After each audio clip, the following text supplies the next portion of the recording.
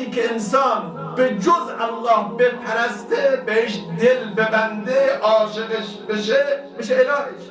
قرآن تعبیری داره: افرأیت من اتخذ الهه هوا. ای پیغمبر، نمیبینی بعضی از اینها هوا و هوسشون خداشونه؟ الله اکبر.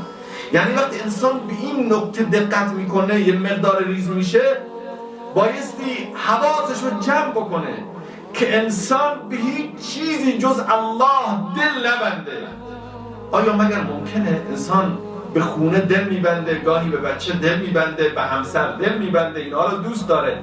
عزیزان، دوست داشتن مهم نیست، اشکالی نداره.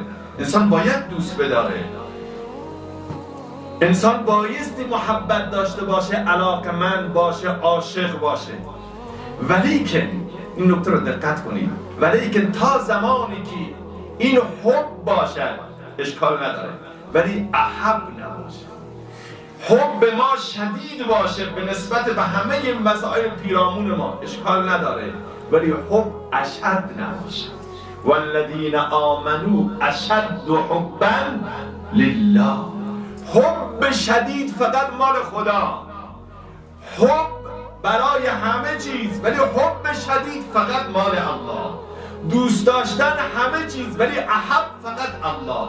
حرفم اینه که هیچ چیزی رو از خدا بیشتر دوست نداشته.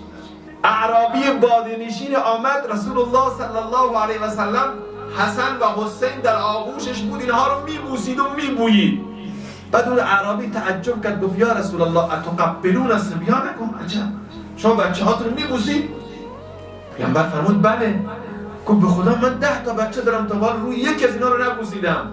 پیامبر بهش گفت من چیکار کنم وقتی خدا از قلب تو رحمت رو کشیده؟ من چیکار کنم؟ مگر میشه انسان دوست نداشته باشه؟ حرفی رو دوست داشتن نیست، ولی احب الیکم من الله نباشه. بچه از خدا برای تو مهمتر نباشه. این میزانه، این ترمومتره. با این بایستی درجه ایمانمون رو بسنجیم. ایمان سنج.